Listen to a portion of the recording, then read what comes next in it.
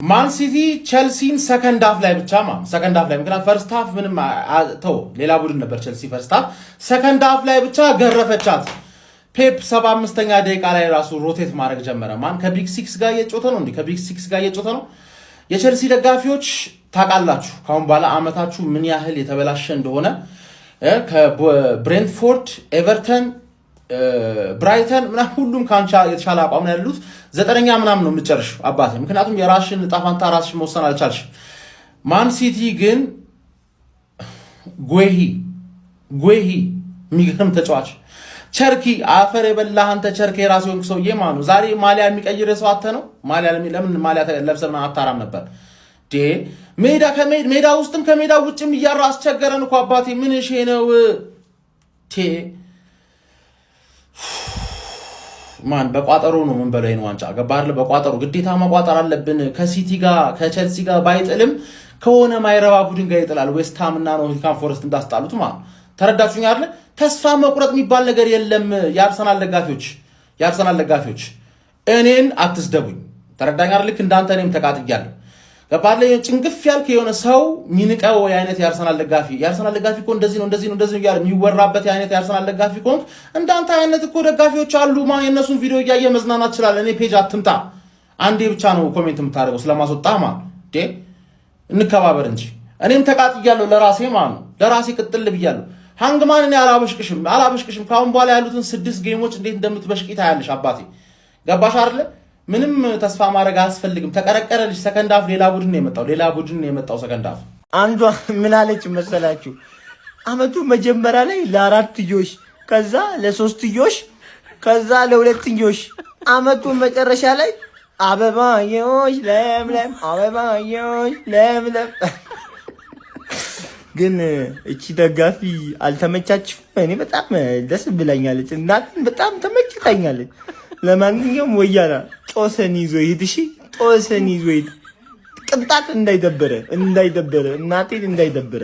ሲጀመር ማለት ነው እኛ የራሳችንን እድል አሳልፈን ከሰጠን በኋላ ሌላ ክለብ ፊበር እንዲሰራልን መጠበቅ ራሱ ማለት ነው ሞኝነት ነው ጀማው። በቃ አርቴታ ሆይ አርሰናል ሆይ አሁን ትጋፈጥ እንደሆን ትጋፈጣለህ፣ ትዋጋ እንደሆን ትዋጋለህ። የመጨረሻው መዋደቅ ደረጃ ላይ ደርሰናል ማለት ነው። ሲቲ 64 ነጥብ ደርሷል። የ6 ነጥብ ልዩነት ነው ያለን። ልብ አድርጉ። ታዲያ አንድ ቀሪ ጨዋታ ሲቲ አለው። ያንን ጨዋታ ከፓላስ ያደርጋል። ያሸንፍ የማውቀው ነገር የለም። በቀጣይ ሳምንት ኢትሃድ ላይ የሞት ሽረት ትግል አድርገህ አርቴታ ሰራዊትህን አዘጋጅተህ ከዚህ ሜዳ የሆነ ነገር ይዘውጣ። አይመለከተኝም። ማሸነፍ ይሁን ተወጋግተህ አቻ ይሁን አይመለከተኝም። ብቻ ግን ይህንን ሲቲን የመቅረብ ቻንስ ሰጥተኸዋል። ታዲያ እንዳቀረብከው የምታረቀው እዛው ሜዳው ላይ ሄደህ ወይ አቻ ትወጣለህ ወይ አሸንፈህ ትወጣለህ። የግድ አንድ ቀሪ ጨዋታውንና በቀጣይ ከኛ ጋር የሚያደርገውን ጨዋታ ካሸነፈ ሲቲ ማለት ነው የሚሆነው ነገር ምን እንደሆነ ታውቃለህ? ከኛ የበላይ ሆኖ ይቀመጣል። የጎል ልዩነታችንን ተመልከቱ። ገብቷል አይደል? እኔ የኛ ቡድን በሳይኮሎጂው ረገድ ፐርፌክት ከሆነ ማለት ነው ምንም ምክንያት የለም ከዛ ሜዳ ሄደን ነጥብ ይዘን ልንወጣበት ማንችልበት ነገር ማለት ምንም ነገር ማለት ስለሆነ አርቴታ ተዘጋጅ ለሁሉ በቃ ለማንም ላይ ተስፋ እናደርግ። በቃ አንገቱን የደፋን አንበሳ እንደ ድመት ቆጠሩት አሉ የሚሉ አባባላውን ነው የሚሰራ አራዳ ልጆች። ማንቸስተር ሲቲ በሚገርም ሁኔታ እምናቀው ሲቲ ነው የተመለሰው። ምንም ጥያቄ የለውም። ሲያገባ አልኩ ሲቲ ሲመጣ 2-1 ጎል አይመቸውም። ትልቅ ትንሽ አይልም። 3 ጎል አቁ ነው። በቃ ሁሌም ያንን ይዞ ነው የሚሄደው። ዛሬም የ6 ጎል ልዩነቱን ወደ 3 ጎል አጥብቦታል። ያው ሲቲ አንድ ቀሪ ጨዋታ አለው ማለት ነው። የ6 ነጥብ ልዩነት ሆናል ከአርሰናል ጋር። ቀጣይ ሳምንት ኳስ ሳይሆን የምናየው 3ኛው የዓለም ጦርነትን ነው። ምንም ጥያቄ የለውም ነው የምልህ። ዋንጫውን አካሄድ የሚወስን ጨዋታ ነው። ዛሬ ግን ማንቸስተር ሲቲዎች ያው ቅድም ፈርስት ሃፍ ላይ የሰራነው ቪዲዮ እንዳያችሁት ነው ያራዳ ልጆች ማለት ነው። ከረፍት እንደገቡ ጉድ አረጓቸው። መጀመሪያ ላይ ቼልሲዎች በጣም ተቀናጅተው አሪፍ መከላከል ብሎካቸው እጅግ በጣም ልዩ ነበረ።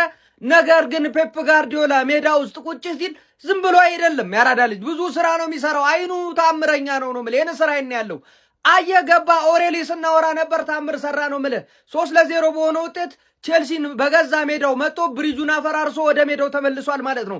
አሁን ፔፕ ጋርዲዮላ ዘግቶታል መንገዱን፣ ጆሮን ደፋፍኗል። ቀጥታ ፊት ለፊት የሚታየው አንድ ነገር ነው። ቻምፒዮንስ ሊግ ላይ እፎይ ብሏል። በሚገርም ሁኔታ አሁን ፎከሱን ፕሪሚየር ሊግ ላይ ብቻ ነው ያራዳ ልጅ እያደረገ የሚገኘው ማለት ነው። ምንድነው ሀሳብ አስተያየት እናንተ ነው። ሼር ኮፒ ሊንክ ይደረግ። የፕላስ ምልክቷ እንዳትረሳ። ይመቻችሁ።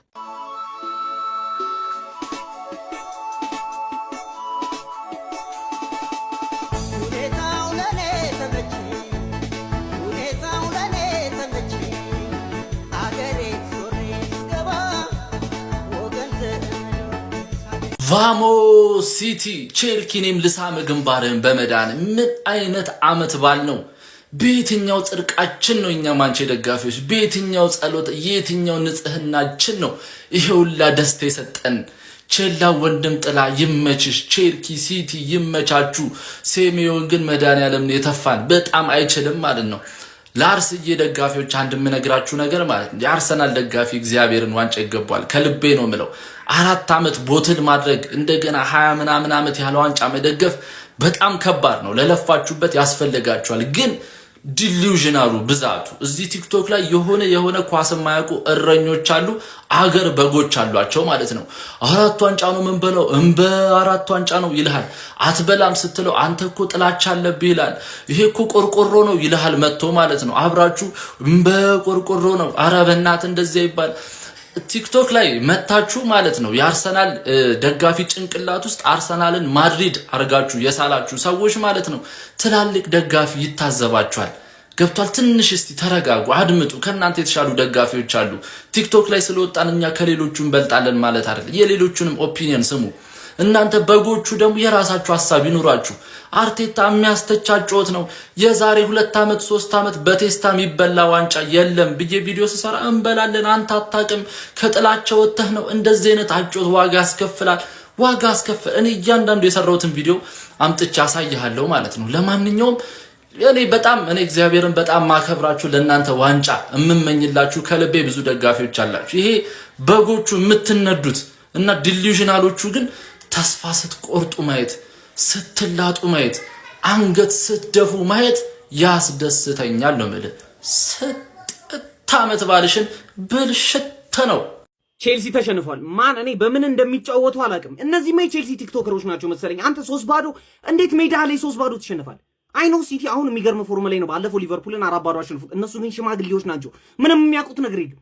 በሜዳችሁ 3-0 ትሸንፋላችሁ። ለዋንጫ እየጠበቅናችሁ ዋንጫውን በቃ ቼልሲ ይሰጠናል ብዬ ነው እየጠበቅኩኝ አይደለም። ጎረቤት ለመቼ ነው? ቆይ ባለፈው ሜዳችሁ ድረስ ሄዳችሁ አቻ አስወጥታችኋል። ለዛ ነው ዛሬ ይቅርታ ማድረግላችሁ እንጂ ይሄ ይቅርታ የሚደረግ ሽንፈት አይደለም። 3-0 ቀጣይ ሳምንት ምን ከኛ ጋር ሲጫወቱ ሞራል እና ሆኗቸው እንዲገቡ ነው? ምን ማለት ነው እንዴ?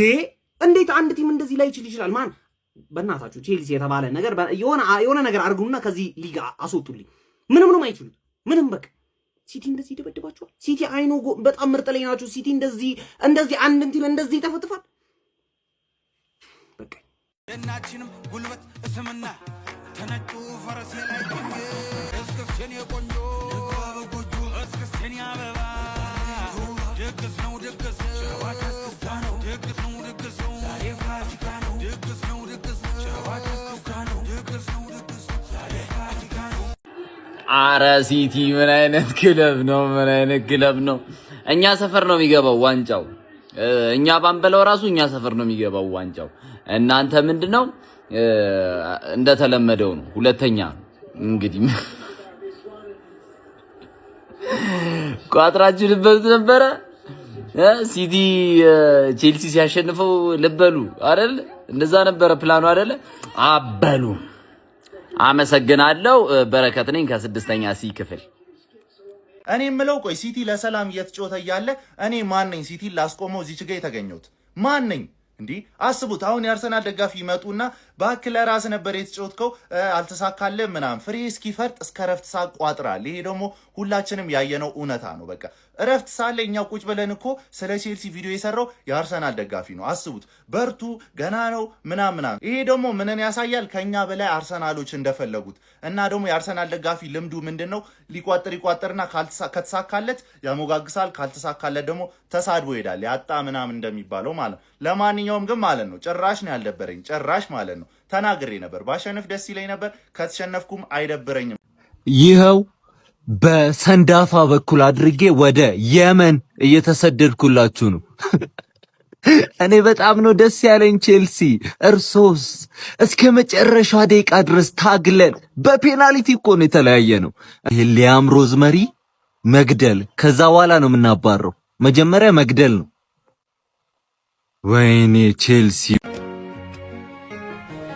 መጥቼ ነበር ቤትሽን አለሁኝ ብለሽ የለሽም ሳጣሽ አጣሁት ምኔን ነው አንቺን አይደለም ምኔን ነው ጉንጫ ያወጣም ሰንበር አይጎልም ቢሳም ከንፈር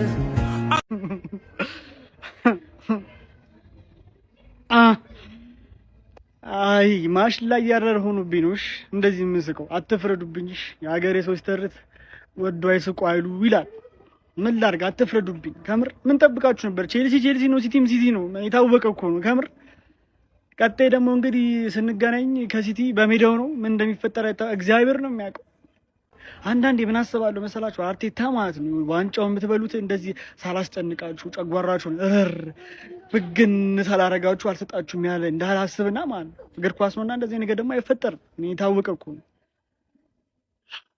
ብቻ አርሲ ፋሚ ምን እላችሁ ነው የምፈልገው፣ ድሮም ወደፊትም አሁንም ቢሆን ከክለባችን ጎን ነው ማለት ነው። እዚህ ደርሰናል። ትንሽ ጨዋታ ነው የቀረን። ከክለባችን ጎን መሆን እንዳለብን ነው የሚሰማኝ። ከምር ፎከስ ኦን ዘ ፕሪሚየር ሊግ ከክለባችን ጎን አሁንም ቢሆን እሺ፣ ወደፊትና ወደፊት ብቻ እንዲቋጥረንም ቢሆን ፕሪሚየር ሊጓን እንበላታለን እንጂ ጭራሽ በዚህ ዓመት አይቀራትም። እሺ እንዲች ብሎ ወዳችኋለሁ አርሲ ፋሚሊ። ኧረ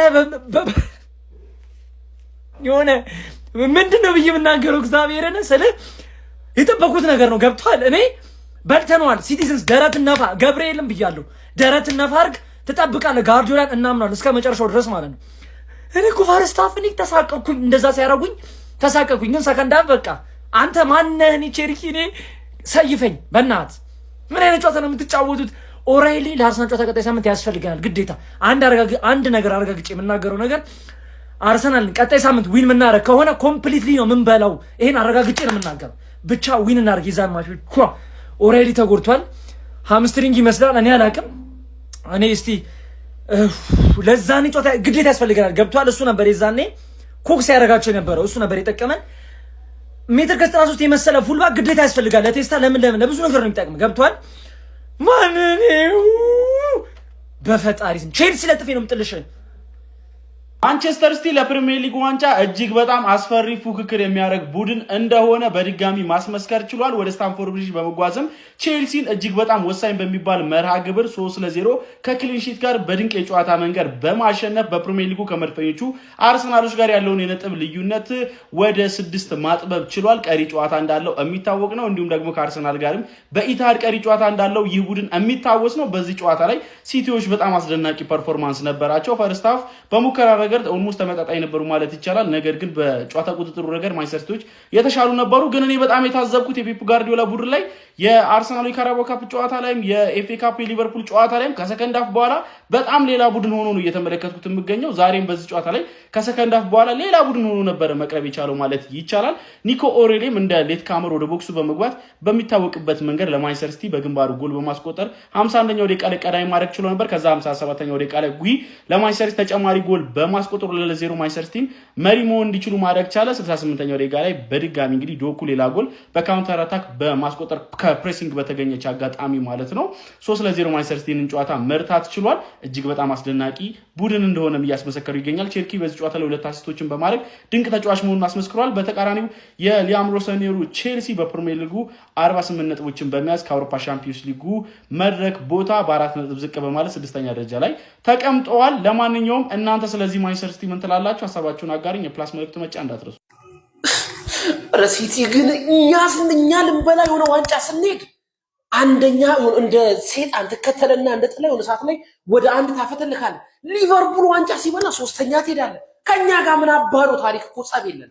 ቼልሲ ወይኔ ቼልሲ አንተ ደንቆሮ ቼልሲ እኔው ካሶን ያዘጋጅችል ነበር ማትፈልገውን ኮተት ልረከብህ ግን አንተ የበሰበሰ ሹሩባ ያለው ተጫዋች አምጥቶ ከማፈስና ከመበተን አሰልጣኝ መቀየርን እንደ ዝነጣ ምታይ ከመሆኑ እንጂ ምን ትጠቅማለህ? እስከረፍት ወግነ ጀግና ነበርክ እንደ እስከረፍት በቃ አሁን የሲቲን ያለፈውን ጨዋታ ሳያው እንደ ዶሮ ነው በፈላ ውሃ ወዳችን የሚልጠው።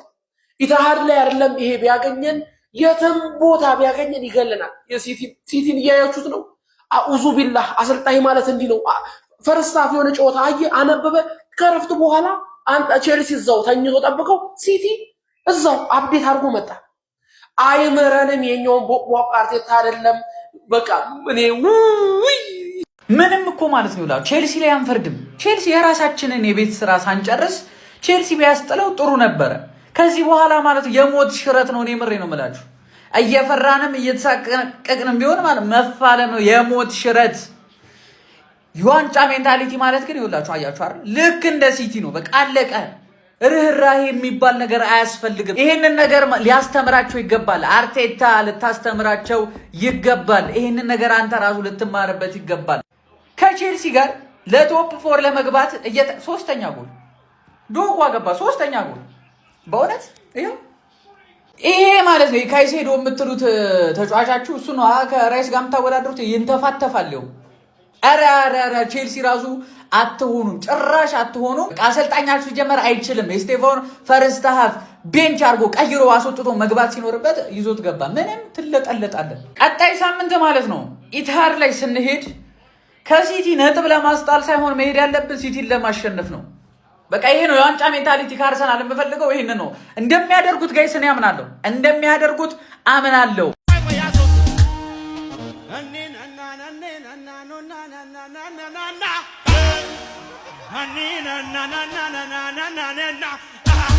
እየሰለላችሁ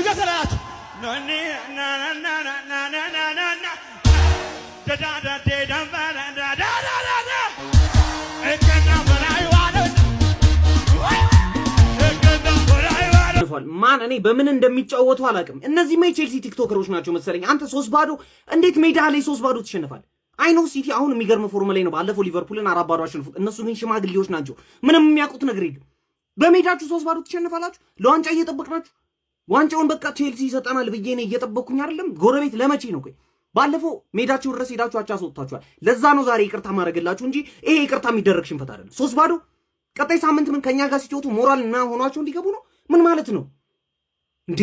እንዴት አንድ ቲም እንደዚህ ላይ ይችላል? ማን በእናታችሁ ቼልሲ የተባለ ነገር የሆነ ነገር አድርጉና ከዚህ ሊጋ አስወጡልኝ። ምንም አይችሉት። ምንም በቃ ሲቲ እንደዚህ ይደበድባቸዋል። ሲቲ አይኖ በጣም ምርጥ ላይ ናቸው። ሲቲ እንደዚህ አንድ ቲም እንደዚህ ይተፈትፋል። በቃ